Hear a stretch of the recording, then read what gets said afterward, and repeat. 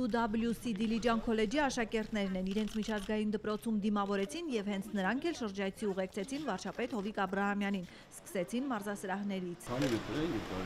25 մետր։ Բոլոր անհրաժեշտ մարզասարքերն առկա են, ֆուտբոլի դաշտը դեռ կառուցվում է, բացման պահի դրությամբ միջազգային այս դպրոցի զուտ շինարարական ծախսը կազմել է $115 միլիոն։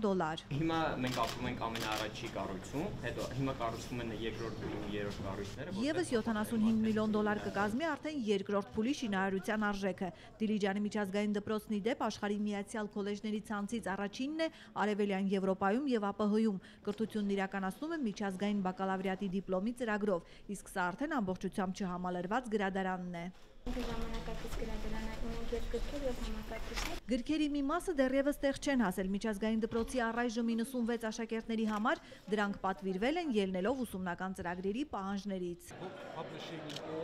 Նաև ընտրել են գրքեր, որոնք չկան Հայաստանում։ Պատվիրել ենք ժամանակ է պահանջվում, մինչև դրանք կհասնեն Հայաստան։ 96 ուսանողից 10-ը հայաստանցիներ են, մնացածն ԱՊՀ երկրներից, Եվրոպայից, Ասիայից, Մերձավոր Արևելքից, Աֆրիկայից, Ամերիկայից ու Ավստրալիայից, նաև Թուրքիայից։ Թուրք աշակերտուհին վարչապետ Աբրահամյանի հետ հարցու պատասխանում ասաց, որ շատ լավ է զգում մեր երկրում, ուսուցիչներից էլ գոհ է։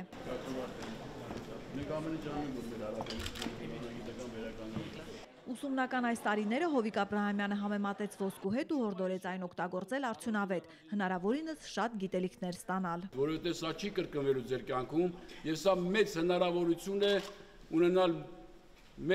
ձեր բերել մեծ գիտելիքներ, որ դու կարող եք ապագայում պիտան լինել ձեր ընտանիքին, ձեր հարազատներին եւ ամենակարևորը ձեր երկրին։ Նախատեսվում է, որ արդեն 2023 թվականին դպրոցում աշակերտների թիվը կհասնի 650-ի, ուսուցիչների 60-ի։